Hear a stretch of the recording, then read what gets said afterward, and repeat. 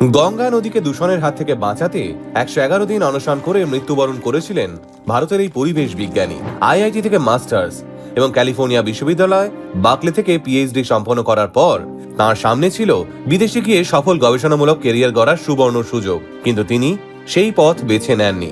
ব্যক্তিগত সাফল্যের বদলে তিনি নিজের পুরো জীবনটাকে উৎসর্গ করেছিলেন গঙ্গা নদীকে রক্ষার সংগ্রামে।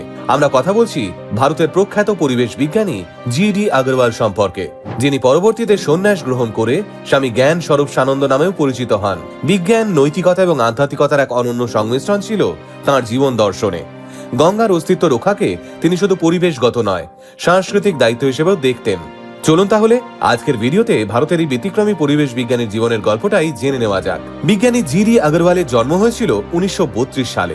আইআইটি থেকে মাস্টার্স এবং মার্কিন যুক্তরাষ্ট্রের ক্যালিফোর্নিয়া বিশ্ববিদ্যালয় বার্কলে থেকে পিএইচডি সম্পন্ন করার পর তিনি ফিরে আসেন ভারতে। বিদেশে থেকে গবেষণা করার সুযোগ ছেড়ে দিয়ে তিনি ভারতে চলে আসেন ভারতের পরিবেশ নিয়ে কাজ করার জন্য। দেশে ফিরে এসে তিনি প্রায় 17 বছর আইআইটি কানপুরে অধ্যাপনা করেন। এরপর 1974 সালে যখন ভারতের প্রথম কেন্দ্রীয় দূষণ নিয়ন্ত্রণ পর্ষদ গঠিত হয়, তখন তিনি নির্বাচিত হন এর প্রথম মেম্বার সেক্রেটারি হিসেবে। দেশের প্রথম দূষণ নিয়ন্ত্রণ মানদণ্ড তৈরি করতে গুরুত্বপূর্ণ ভূমিকা গ্রহণ করেছিলেন ডক্টর জিডি আগরওয়াল। তবে তার জীবনের সবথেকে বড় পরিবর্তন তখন আসে যখন তিনি 2006 সালে গঙ্গোত্রী গ্লেসিয়ার সফর করেন। সেখানে তিনি দেখেন বিভিন্ন জলবিদ্যুৎ প্রকল্পের কারণে পাহাড়ি নদীগুলোর স্বাভাবিক গতিপথ জোর করে পাল্টে দেওয়া হচ্ছে। রাস্তা কেটে নদীগুলোকে সুড়ঙ্গের ভিতর দিয়ে নিয়ে যাওয়া হচ্ছে যাতে নদীর গতি বৃদ্ধি পায়, কিন্তু এর ফলে নদীর মূল ধারাটি শুকিয়ে যাচ্ছে। একজন পরিবেশ বিজ্ঞানী হিসেবে তিনি বুঝতে পারেন গঙ্গার এই বৈচিত্র্য পরিবর্তন ভারতের জন্য হতে চলেছে মারাত্মক।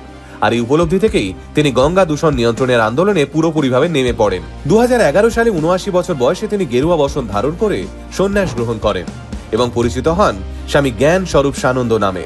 তাঁর বিশ্বাস ছিল বিজ্ঞান প্রমাণ করতে পারে যে নদী ধীরে ধীরে মৃত্যুর দিকে যাচ্ছে, কিন্তু তাকে বাঁচানোর নৈতিক তাগিদ আসে ধর্ম ও আধ্যাত্মিকতা থেকে। গঙ্গাকে রক্ষার জন্য তিনি দুটো মূল কথা বলেছিলেন: নির্মলতা অর্থাৎ নদীর জল পরিষ্কার রাখা, এবং অবিরলতা অর্থাৎ উৎস থেকে সাগর পর্যন্ত নদীর স্বাভাবিক প্রবাহ বজায় রাখা। তিনি বলতেন সরকার শুধু নদী পরিষ্কার রাখার দিকে জোর দিচ্ছে, কিন্তু নদীর স্বাভাবিক প্রবাহ নিশ্চিত না করলে এই পরিষ্কার অভিযান দীর্ঘস্থায়ী হবে না। গান্ধীবাদী আদর্শে অনুপ্রাণিত হয়ে তিনি অহিংস আন্দোলনের পথ বেছে নেন। গঙ্গাকে জাতীয় নদী করার লক্ষ্য নিয়ে 2008 থেকে 2013 পর্যন্ত তিনি একাধিক অনশন করেন। তার এই সমস্ত অনশনের ফলেই সরকার এক প্রকার বাধ্য হয়েই গঙ্গাকে জাতীয় নদী ঘোষণা করে। 2014 সালে নতুন সরকার আসার পরেই তিনি অনেকটাই আশাবাদী ছিলেন। তিনি ভেবেছিলেন এবার হয়তো নতুন সরকার তার দাবিগুলোকে আরো গুরুত্ব দিয়ে দেখবে। নরেন্দ্র মোদী যখন 2014 সালে নির্বাচনের প্রচার করছিলেন, তিনি সেই সময় গঙ্গা দূষণ নিয়েও কথা বলতেন। নির্বাচনে জয়ের পর প্রধানমন্ত্রী নরেন্দ্র মোদী শুরু করেন নমামি গঙ্গে প্রকল্প, যেখানে তিনি বলেছিলেন গঙ্গা দূষণ নিয়ন্ত্রণের জন্য তার সরকার কাজ করবে। কিন্তু এই প্রকল্পের যখন বাস্তবায়নের কথা উঠল, তখন নদীর স্বাভাবিক প্রবাহের চেয়ে সৌন্দর্যায়ন ও নদী তীর উন্নয়নে বেশি গুরুত্ব দেওয়া হলো।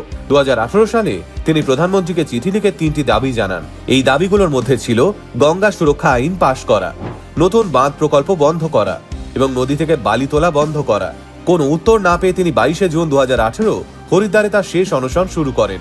100 দিন পার হলেও সরকারের পক্ষ থেকে কোনো বিশেষ কার্যকর পদক্ষেপ দেখা যায়নি। 9 অক্টোবর তিনি জলপান করাও বন্ধ করেন। অবশেষে 11 অক্টোবর ঋষিকেশের এইমসে হৃদরোগে আক্রান্ত হয়ে তার মৃত্যু হয়।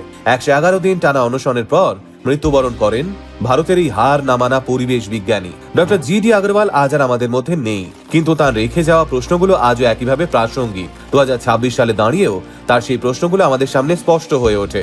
গঙ্গার অবস্থা কি সত্যিই বদলেছে? বিভিন্ন সংস্থার তথ্য বলছে বারাণসীর কিছু অঞ্চলে গঙ্গার জলে দূষণের মাত্রা এখনো অত্যন্ত বেশি। যে বাঁধ প্রকল্পটি তিনি থামাতে চেয়েছিলেন সেটিও আজ সম্পূর্ণ হয়ে গেছে, ফলে উদ্বেগ আরো বেড়েছে। গঙ্গা কি সত্যি সুস্থ হচ্ছে, নাকি আমরা কেবল আশ্বাসের মধ্যেই আটকে আছি? আপনাদের কি মনে হয়